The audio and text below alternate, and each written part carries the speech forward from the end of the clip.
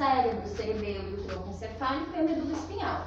E o sistema nervoso periférico, que são as raízes nervosas, os nervos periféricos e as funções neuromotoras.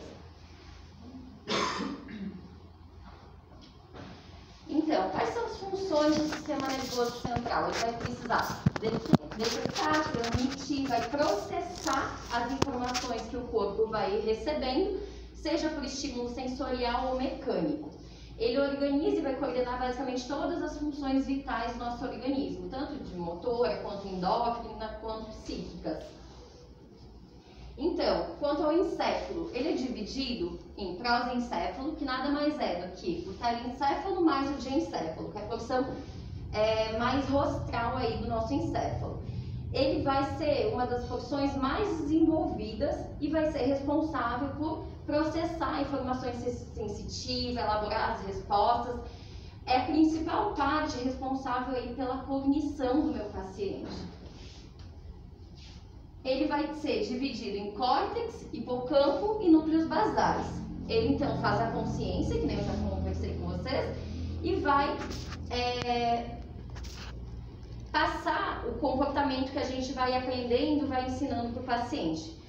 Nele vai sair o primeiro par de nervos cranianos, que é o olfatório. Então eu sempre tento fazer uma comparação que mais rostral eu tenho o quê? O nariz. Onde é que vai sair? Vai sair o olfatório? Bem rostral. Então, o nervo craniano vai partir dessa parte aí do nosso encéfalo. Estado mental, então, comportamento, cognição. A gente vai avaliar se o paciente teve aonde ele teve a lesão, por exemplo, se eu cheguei lá, teve um trauma crânioencefálico. Eu vou avaliar estado mental. Tá em estupor? Tá em coma? Tá em alerta? Tá agressivo? Porque eu vou estar avaliando essa parte aqui, então, do encéfalo. O diencéfalo, que ele vai ter tanto o epitálamo, o tálamo e o hipocampo, principalmente responsável aí pelo comando visceral, comportamento instintivo, e também ele vai ter uma parte aí de responsável pelo estado mental. Nele, a gente vai ter a ativação do SARA e também vai sair o segundo par de nervos cranianos, que é o óptico. O tronco encefálico, que acaba sendo um dos locais mais importantes que a gente acaba muitas vezes pegando lesões que confundem a gente, principalmente aí por causa de lesões de neurônio motor superior. Ele vai ser dividido em três partes: o mesencéfalo, a ponte e o bulbo. No mesencéfalo, a gente tem a origem dos neurônios motores superiores. Então, a gente também vai ter a origem de nervos cranianos, troclear. Nele também vai ter a depuração dos tratos motores. Então, por que eu falo que muitas vezes a gente acaba confundindo? O paciente chega com uma ataxia proprioceptiva e você acaba ali achando que é medula. E muitas vezes o problema está em mesencéfalo. Então, o exame de nervos cranianos acaba sendo importante aí para a gente conseguir localizar a lesão do paciente. A ponte, que vai sair os tratos sensoriais, núcleo respiratório e também núcleo do quinto par, que é o trigêmeo. Importante a gente também salientar essa localização aí de ponte, bulbo, por quê? Por exemplo, uma lesão de subluxação atlantoaxial, eu posso ter uma compressão de ponte bulbo. Então, esse paciente vai parar por parada respiratória, porque eu tenho núcleo respiratório nessa região. Então, numa subluxação, se ele fizer um movimento muito forte, que vai ter essa ventroflexão aí cervical, eu posso ter uma compressão de núcleo respiratório e, consequentemente, o paciente vai morrer por parada respiratória, que foi o que aconteceu com o paciente meu pulando do sofá. E bulbo, que a gente tem aí o SARA, que é responsável, então, pelo estado mental, é onde sai o neurônio motor superior, e a gente vai ter afecções acometendo no mesmo lado do corpo do meu paciente quando eu tiver uma lesão aí em bulbo. Tratos sensoriais, e também vai sair os nervos cranianos, o sexto par até o 12º, na região do bulbo. E também a gente tem a parte do SARA, função autonômica, tanto cardiorrespiratória quanto pressão arterial, que vai estar nessa região, então, aqui do bulbo do tronco encefálico. Bom, então, o tronco encefálico é uma das principais regiões aí que a gente vai ter que avaliar quando o paciente chegar pra gente conseguir também diferenciar se não pode ter alguma coisa dentro da cabeça desse meu paciente. Núcleo, então, aí dos 10, 12 pares de nervos cranianos, ele vai ser responsável pelo início da marcha, então, toda vez que meu paciente for deambular, é ele que vai passar a informação para eu conseguir iniciar o movimento. Também reflexo de proteção, tanto de olhos quanto do sistema respiratório, por conta dos nervos cranianos. E acho que é isso por enquanto. E cerebelo, que está dentro do encéfalo, também conhecido como a árvore da vida, porque ele lembra, a representação parece uma árvore, e ele é responsável por quê? Coordenação dos movimentos, postura, ele regula o ritmo, a amplitude de movimento. Frequência, força, direção. Então, no cerebelo, eu vou ter o quê? Ele vai ser responsável pelo equilíbrio do meu paciente. Então, toda afecção aí que acometer cerebelo, eu vou ter disfunção no equilíbrio. Ele refina todas as funções motoras e a habilidade, então, do movimento. Sistema vestibular, que a gente tem dois tipos de sistema vestibular, tanto central quanto periférico. O periférico a gente acaba pegando muitas vezes também como um achado dentro da fisioterapia, que chega aquele paciente com inclinação de cabeça, bem evidente, e o que ele tem? Uma otite interna, que não foi diagnosticada, e esse paciente está ali com inclinação de cabeça, andando sempre para o mesmo lado, que tem essa inclinação. Porque dentro da orelha interna, a gente tem os cílios, que eles são responsáveis pela captação de como está o posicionamento da minha cabeça em relação ao ambiente.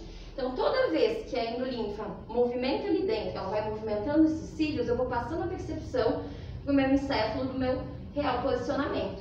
E se eu tiver uma otite interna, eu vou ter alteração e, consequentemente, a gente vai ter aí alterações no equilíbrio também.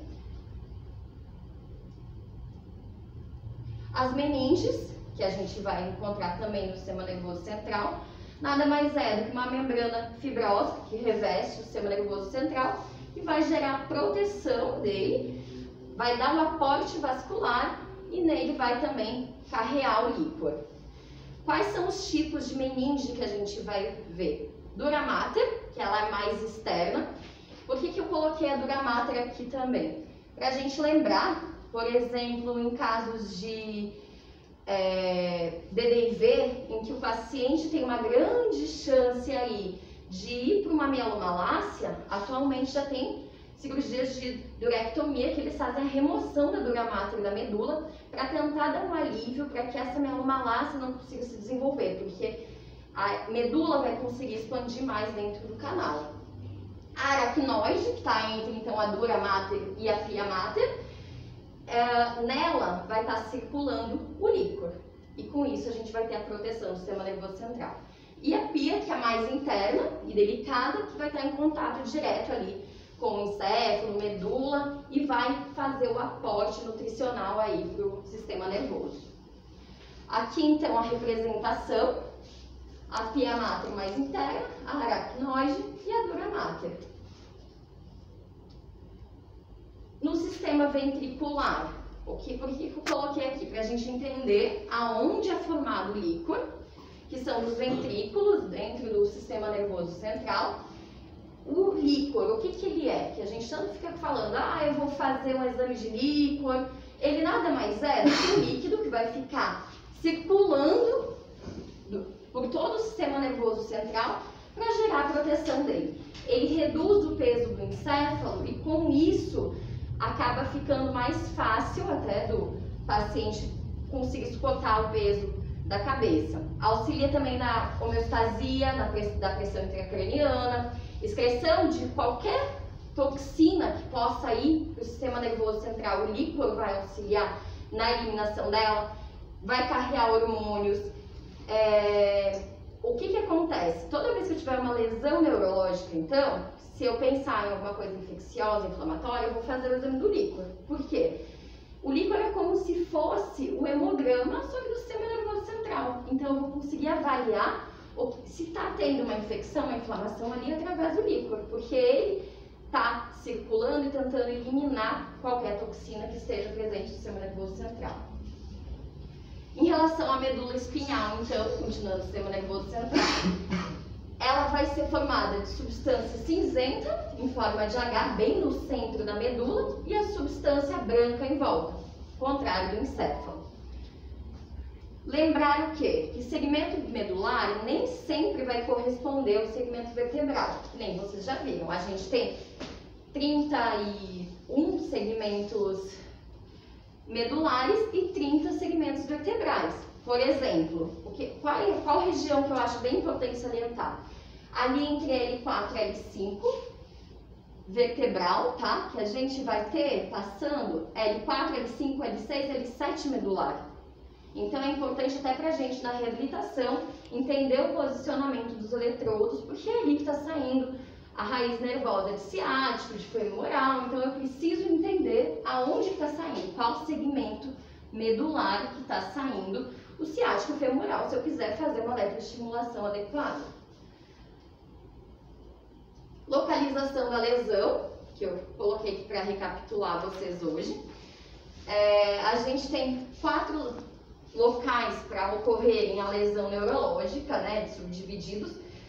2 que eu vou ter características de neurônio motor superior e 2 de inferior. Lembrar que toda vez que eu tiver uma afecção de neurônio motor superior, eu vou ter uma paresia, uma paralisia, os reflexos vão estar normais aumentados, uma atrofia vai ser mais leve por desuso mesmo. E inferior, eu vou ter uma paresia, paralisia também, os reflexos vão estar diminuídos ou ausentes. Então, toda vez que eu for fazer reflexo papilar, o que é importante no meu exame? Mais do que eu saber se ele está aumentado, é saber se ele está diminuído. Que isso vai diferenciar bem o local de lesão do meu paciente. Eu vou ter uma atrofia mais rápida e de desuso. Então, eu vou dar uma recapitulada aqui, o que vai acontecer de acordo com cada região em que eu tiver lesão. Se vocês tiverem dúvida, por favor, podem ir perguntando. Quando eu tiver uma lesão cervical entre C1 e C5, essa região aqui está passando neurônio motor superior. Então, eu tive aqui uma doença de disco. O que vai acontecer nos 4 membros? Como está na frente do torácico, eu gosto de fazer essa comparação, eu vou ter os 4 membros afetados. Provavelmente vou ter tanto torácico quanto pélvico espástico, porque provavelmente em alguns casos eu não vou ter um sinal clínico tão evidente em torácico, porque as fibras que vão para o membro pélvico, elas são localizadas mais na periferia da minha medula. Então, vou ter tudo espástico, cervical eu vou ter muita dor, reflexos vão estar totalmente, geralmente bem aumentados. Vou pular agora a cervical e vou ir para a tóraco-lombar. Tóraco-lombar, o que vai acontecer? Está atrás do meu membro torácico, então vai de T3 até L3. Nesse caso, o membro torácico vai estar normal, porque a lesão está vindo depois dele. E o membro pélvico que vai apresentar a sintomatologia clínica. Aí vamos para a lombosacra, né? L4, S2, sinalzinho aí da lombar. Vai pegar o que? Neurônio motor inferior. Então, eu vou ter o torácico normal, o pélvico diminuído, uma reflexia, uma atrofia e os membros bem flácidos. Torácico está normal. E agora, essa região aqui, C6, T2, é uma das que mais causam confusões. Por quê? Eu vou ter uma lesão aqui que vai estar cometendo neurônio motor inferior, que vai pegar membro torácico. Então, aqui no membro torácico eu vou ter toda a sintomatologia de neurônio motor superior, de reflexo diminuído, de paresia, atrofia, flacidez. Só que, qual que é a diferença? Que o membro pélvico, o neurônio motor inferior não está indo para o pélvico, só vai para o torácico. Está indo superior para o pélvico. Então, ao mesmo tempo, eu vou ter um sinal de superior no pélvico. Ele pode estar normal ou aumentado. Conseguiram entender ou ficaram com dúvida nesse? Deu para entender? Ah, ótimo. E o sistema nervoso periférico? Ele é um sistema neuromuscular ou então um sistema de neurônios motores inferiores, divididos aí em nervos, gânglios. E o que acontece? Os nervos são os feixes de fibras nervosas, envolvidos por um tecido conjuntivo denso, dividido tanto nos espinhais quanto nos nervos cranianos. E os gânglios, conjunto de corpos celulares de neurônios encontrados no sistema nervoso central, que vão ter tanto neurônios, gânglios aferentes, como os eferentes. Aqui na tabela, só para lembrar, por exemplo, dos nervos espinhais, quais mais importantes que a gente vai testar na nossa rotina? O reflexo flexor e o patelar. O flexor, que é do ciático, que vai sair em L6-S1, e o patelar, que é do nervo femoral, que sai de L4-L6. Então, só para... Aqui tem todos, né? Mas os que a gente acaba testando, que são testes mais fidedignos, são esses dois. Tem aqui no chat, a Joline e a Larissa falaram que não entenderam. O quê? Eu acho que é da localização, é isso? E aí acabou passando um pouco aqui, só deixa eu confirmar. Tranquilo. E pergunta qual a parte? Dos segmentos medulares, né? Dos nervos espinhais que a gente vai ter de importância aí por causa da reabilitação, principalmente reflexo aí do flexor do patelar. Lembrar, o flexor responsável, quem faz é o ciático. O flexo patelar, quem faz é o femoral. E onde é que cada um acaba saindo. Isso aqui é importante até para localização de lesão. Aqui também em relação a membro torácico, só que são reflexos que não são fidedignos, tanto que em cadáver já foi feito estudos que o reflexo acaba estando presente, então não adianta ficar fazendo no meu paciente vivo se eu vou ter o reflexo até mesmo no cadáver e realmente é um reflexo, ele não é fidedigno na localização de lesão. Aqui também mostrando o posicionamento do femoral e do ciático, que acaba sendo importante, por exemplo, numa lesão parcial aí de neurônio, que conhecer o percurso desses nervos para fazer, por exemplo, a aplicação do laser, que vai ser o que vai regenerar aí esse meu nervo. Em relação, então, ao exame neurológico, a localização de lesões, né? O que é importante eu entender aonde que está o problema do meu paciente, localizar exatamente a lesão, estimar a gravidade, entender se eu posso ou não posso tratar na físio. Então, em cima disso, eu montar o meu plano de tratamento e conseguir reabilitar o paciente. Por isso que eu gosto de recapitular todo o exame neurológico antes da gente entrar nas afecções e entendendo quando a gente pode ou não fazer alguma coisa pelo paciente. Então, o exame neurológico, a gente precisa lembrar o quê? Ele é dividido em duas partes, hands-on e hands-off, ou seja, mão no paciente e mão fora. A mão fora é o quê? É aquele cachorro que vai chegar no meu consultório. Então, o que eu odeio? Aquele cachorro que fica no colo ou só na mesa. Chegou, coloca no chão. Porque enquanto você vai fazendo a sua anamnese, você já vai observando o estado mental do paciente, a postura, a locomoção. Claro que uma sala pequena, eu atendia no Morumbi. A minha sala era minúscula, era isso aqui, ó. Eu não conseguia avaliar a locomoção, ainda mais um cachorro de grande porte. Então, saia da sala, vá para fora da clínica, se for preciso, para observar a locomoção. A locomoção vai te dizer muito sobre localização de lesão. Então, deixa o paciente no chão, não fica com ele em cima da mesa, já vai observando essa parte. Depois, reações posturais, nervos cranianos, reflexos segmentais, avaliação sensorial, que é quando eu vou colocar a mão no meu paciente. Estado mental, então, percepção então, cortical, ali do encéfalo, em relação dos estímulos ambientais. Então, vai ser um paciente que vai chegar em alerta, deprimido, pode chegar em estupor, coma. Pode ter pacientes que após um trauma crânioencefálico mudam o seu comportamento, principalmente ficam mais agressivos, que é bastante relatado, a agressividade após trauma crânioencefálico, ou então começa a ficar dócil, começa a ter um andar compulsivo. Então, ir avaliando isso em relação ao estado mental. Quer falar alguma coisa, Miriam? Não. Postura. Como que tá a postura da cabeça? Tá em ventroflexão? Tem head tilt, que é a inclinação da cabeça? Tem head pressing, que fica lá com a cabecinha no canto, pressionando contra a parede? Opistótulo, pleurótulo, cifose. Cifose me indica muito dor. Postura de prece, que também pode estar me indicando dor. Posição plantígrada, que me indica aí uma lesão de neurônio motor inferior. E ampla base de sustentação, que é aquele paciente que fica lá tentando se equilibrar o tempo todo. Aqui são 2 videozinhos só para mostrar em relação à parte de dor, como que o paciente pode chegar para a gente. Esse primeiro paciente era um paciente que, na verdade, ele tinha ruptura de ligamento cruzado. Porém, estava sendo bem confundido com um exame neurológico. Já estava sendo tratado há quase 1 ano, coluna PDD-IV, e ele não evoluía, mas ele tinha ruptura de ligamento cruzado.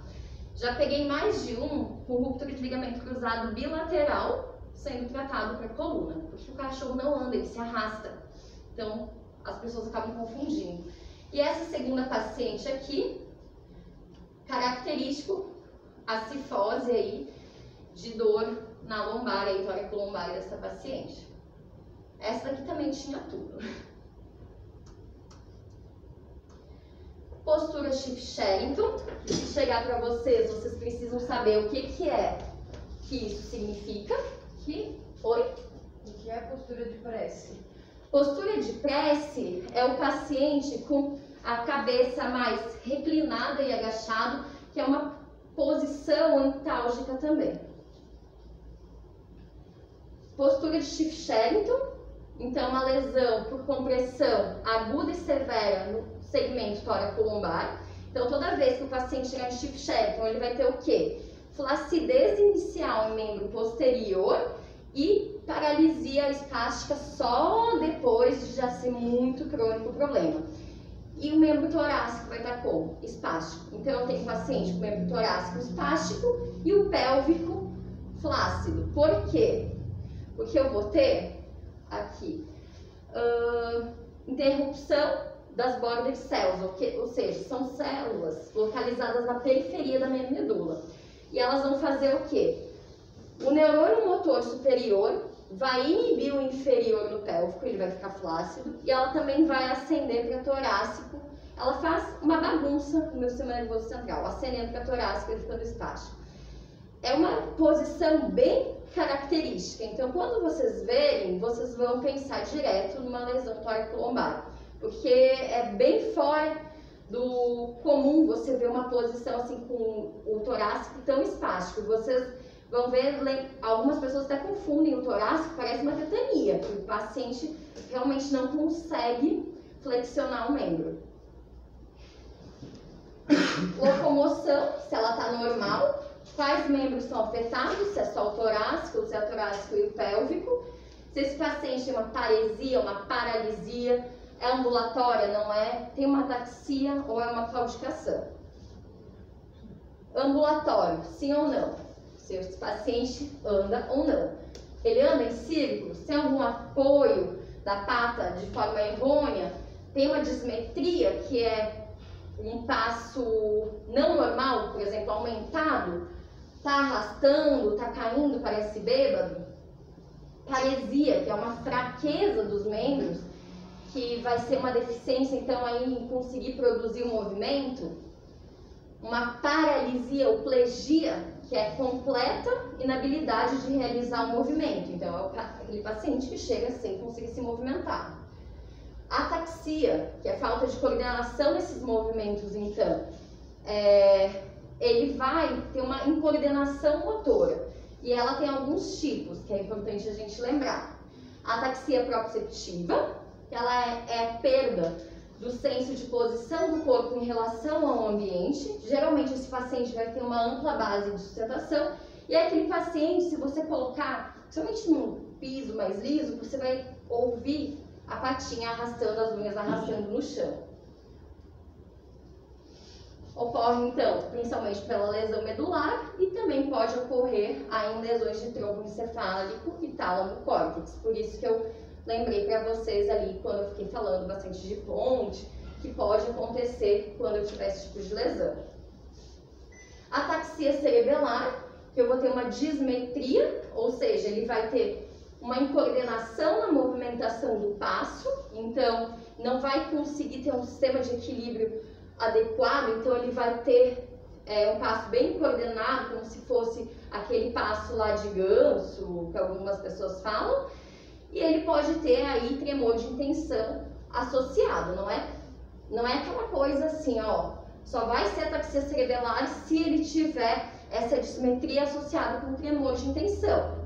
Pode ter tremor de intenção, mas não é todo paciente com alteração cerebelar que vai ter tremor de intenção.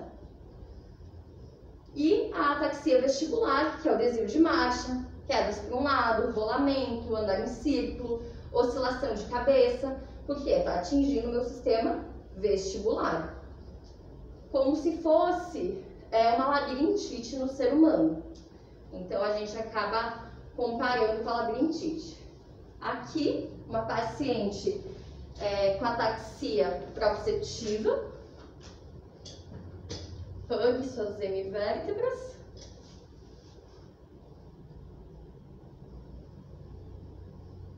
Vocês conseguem observar ela arrastando os membros posteriores. Você consegue no exame neurológico perceber até o desgaste das unhas, que acaba sendo bem mais importante no membro pélvico. Reações posturais, que a gente vai testar aí propriocepção, saltitamento, posicionamento da pata. Lembrar que no gato, quando eu for fazer o posicionamento do membro torácico ou pélvico na mesa, que eu vou ir para bater na mesa para ver se ele está reposicionando corretamente, é importante fechar o olho do gato, para ele não ver o obstáculo. Os nervos cranianos, que são os 12 pares aí de nervos cranianos.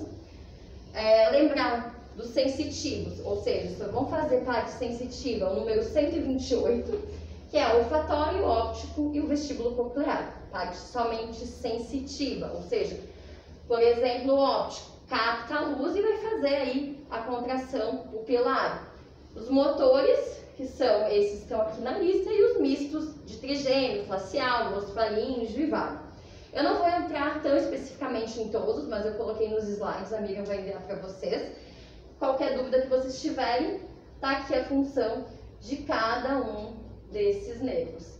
Depois eu vou mandar o vídeo e a ressonância magnética de uma paciente que ela era uma paciente de físio, que veio primeiro por causa de displasia coxofemoral, teve ruptura de ligamento, e um belo dia essa paciente chegou com problema no olho. Problema no olho, tá passando colírio, não melhora. Aí dá uma olhada e vê o que você acha que é e me passa um oftalmo. Quando essa cachorra chegou, uma pitbull aí de 5 anos, eu olhei o que ela tinha. O trigêmeo, ele tem a porção oftálmica, maxilar e mandibular. Na porção oftálmica, ela vai fazer toda a retração de pálpebra, glândula lacrimal, parte de retração de bulbo. Essa paciente tinha o quê? Uma ptose palpebral, uma anoftalmia, atrofia de temporal unilateral e já estava começando também a pegar o ramo de maxila, começando com atrofia nessa região também. Quando eu olhei, eu falei, não, isso aqui não é oftalmo, vai para o neuro. E ela tinha o quê? Uma neurite de trigêmeo. Então, ela teve uma inflamação do nervo trigêmeo, por isso que ela não estava respondendo ao tratamento do oftalmo. Então, é importante, porque algumas vezes a gente vai pegar isso. Outro caso que eu peguei que foi muito interessante, estava até ontem procurando, não encontrei o vídeo. Fui chamada para realizar acupuntura para estimular o apetite de um paciente. Era um SRD de aproximadamente 2 anos, que o dono pegou da rua, teve sinomose e não estava querendo comer. Então eu cheguei lá para fazer acupuntura para estimular o apetite. Só que quando eu cheguei, o que eu faço primeiro? O exame neurológico, quero saber o que o meu paciente tem, para saber se meu tratamento vai funcionar. Esse paciente, ele tinha neurite dos músculos mastigatórios. Então, ele tinha inflamação de todos os nervos cranianos da face, que acontece muito em pacientes que tiveram sinomose. Só que qual que foi o problema? Esse paciente já estava com uma evolução de 20 e poucos dias sem abrir a mandíbula e a maxila, ele já estava em trismo. Por isso que ele não conseguia comer. Não era falta de apetite, é porque ele não conseguia abrir a boca. Então foi até passado uma sonda esofágica, a gente passou com a neuro, só que já tinha fibrosado toda a musculatura, infelizmente a gente acabou perdendo ele. Porém, alguns outros pacientes, que a gente peguei também lá em Mauá, que eu fui, que eu estava acompanhando na época a cirurgia ortopédica, chegando lá, a anestesista falando para a outra colega anestesista que estava comigo quando a gente chegou, que não estava conseguindo aprofundar o paciente no plano anestésico para conseguir entubar. Quando eu parei e olhei, era uma Rottweiler com histórico de erliquiose recente, que o que acontece também? No momento em que você tenta induzir no plano anestésico, entra em trismo, porque já estava com esse processo de neurite, só que ninguém viu. Então, quando eu me abaixei para ver, eu percebi aí a atrofia bilateral, de temporal, de maxilar, de mandibular. Por isso que a paciente não consegue aprofundar no plano anestésico. Então, é bem comum essas neurites aí de musculatura mastigatória pós casos infecciosos aí, tanto de sinomose quanto uma erlíquia. Nervo facial, vestíbulo coclear, osso faríngeo, vago, acessório e colosso.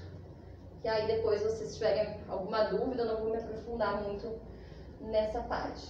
Reflexos segmentares, tanto de membro torácico, que foi o que eu comentei antes com vocês, que não são tão fidedignos, então a gente não costuma fazer. Membro posterior, que a gente vai testar aí o reflexo patelar, que vai estar testando aí o nervo femoral, que ele inerva aí o músculo quadríceps, e o reflexo flexor, que a gente vai estar testando aí o ciático, então aqui na posterior da coxa. Reflexo perineal, que sai aonde? Ramos mais caudais aí do sacro, que vão ter os nervos pudentes, S1 e S3, responsável aí pelo reflexo do esfíncter anal. Aqui, ó, como testa o ciático. Quando eu faço o reflexo flexor, que eu belisco entre os coxins do meu paciente, esse paciente precisa fazer a flexão do membro. Aí eu vou estar testando o ciático. O que acontece? Eu preciso avaliar se ele tem a correta flexão, tanto do joelho quanto do quadril.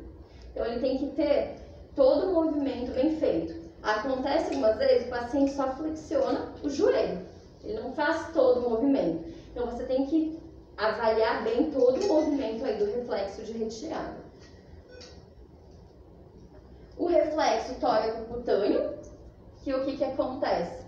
Quando eu venho fazer o teste do panículo, eu vou ir pinçando a coluna do meu paciente. Então, o que eu preciso lembrar? Que as fibras nervosas saem mais ventrais, mais dorsais, ou seja, elas estão mais na frente do local em que eu estou testando. Consequentemente, se eu testar, por exemplo, aqui embaixo, eu estou testando as fibras, aqui em L2 eu estou testando as fibras que saem em T13. Se eu tiver uma ausência quando para nessa região, me indica que a lesão está mais para frente, mais cranial aí ao local em que eu testei. Porém, já vem muitos estudos mostrando que pacientes acima de 10 anos, eles podem ter ausência do panículo sem uma lesão importante a nível medular. Então, é um teste, digamos que não tão fidedigno quanto a localização de lesão. Tem uma pergunta. Deixa eu ver. Já respondi. A avaliação sensorial, então, que acaba sendo muito importante eu entender se esse paciente tem dor em coluna epaxial, como que está essa dor, se chega a ser uma lodinha, não é?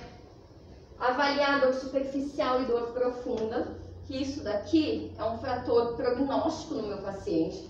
Entender quando eu posso ficar tentando realizar um tratamento de reabilitação ou quando eu tenho que mandar para o ortopedista operar.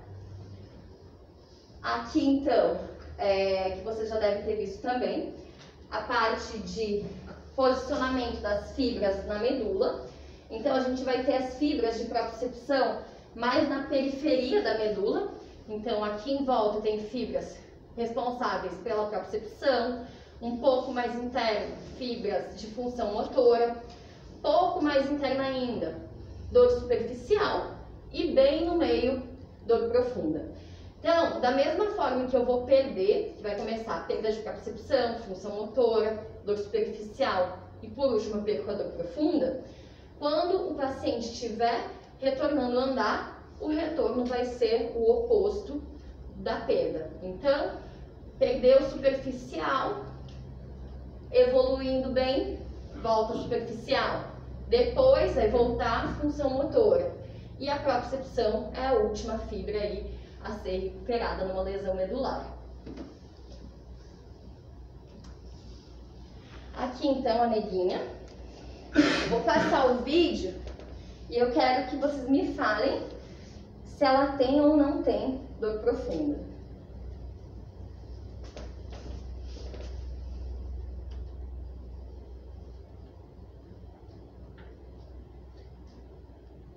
Fechei a pinça. Fechei a pinça. Vou fazer agora no outro membro.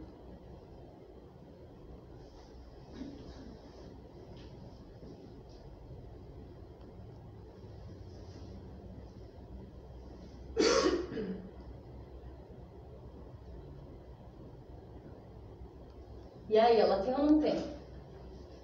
Ela respondeu querendo morder. Só no final, né? Isso, no lado direito. Essa paciente, ela estava voltando com a dor profunda. Voltou primeiro esse membro e depois ela foi voltando o outro. Então, para poder mostrar essa diferença, o fato dela somente puxar o membro não significa que ela está sentindo. Ela precisa ter essa reação, como você falou, de morder, virar, olhar. E eu sempre testo tanto lateral quanto medial pela saída das fibras mesmo da medula. Então, que nem ela, começou a voltar no medial.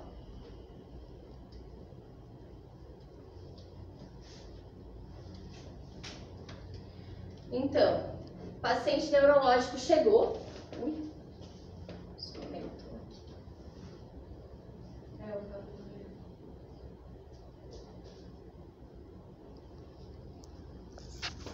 Tenha boa desse meu paciente, uma boa anamnese, entender qual que é o problema que esse paciente está apresentando, quando que começaram os sinais, quais são os membros afetados, é agudo, é crônico, foi progressivo ou não, tá sobre algum tratamento, se ele flexiona somente o joelho, pode significar, eu posso estar com uma lesão aí parcial do nervo.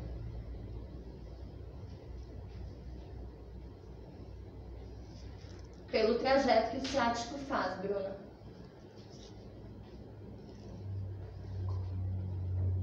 Bom, mais alguma dúvida? Só estou vendo aqui o pessoal da online. Imagina. Tá sobre tratamento, não tá? Tá responsivo ou não ao tratamento que já está sendo instituído? Teve alguma melhora significativa? Não teve? Tá com dor? Está conseguindo realizar um controle de dor, que isso já vai me dizer muito dos próximos passos que eu vou ter que tomar. Qual é a espécie, raça, idade e sexo? Isso daqui, quando você observar, gravar bem as afecções, você vai olhar e já vai vir no seu diferencial aí do Dinamite V, muitas doenças, muitas vezes de acordo com raça e idade. E o Dinamite V, que eu não sei se vocês recordam aí da aula de neuro, que nada mais é a evolução das doenças neurológicas que acabam aí me situando quanto ao meu diagnóstico correto. Se são doenças degenerativas, inflamatórias, neoplásicas, metabólicas, por exemplo, que a gente vai ter oscilações, um momento o paciente vai estar melhor, outro ele piora. vai ter bastante sobe e desce. Doenças traumáticas ou vasculares, que vai ter um início agudo e vai melhorando conforme o tempo passa. Inflamatório, neoplásico, degenerativo, que vai começar de uma forma com sinais mais brandos e vai ir piorando conforme o tempo vai passando. Então, isso daqui, quanto mais doenças vocês tiverem em cada letra dessas do Dinamite V, mais diagnósticos diferenciais vocês vão ter e com isso vai ser mais fácil aí de fechar o caso clínico do paciente. Por enquanto, alguma dúvida a mais sobre parte de neuro? Pessoal da online, ok?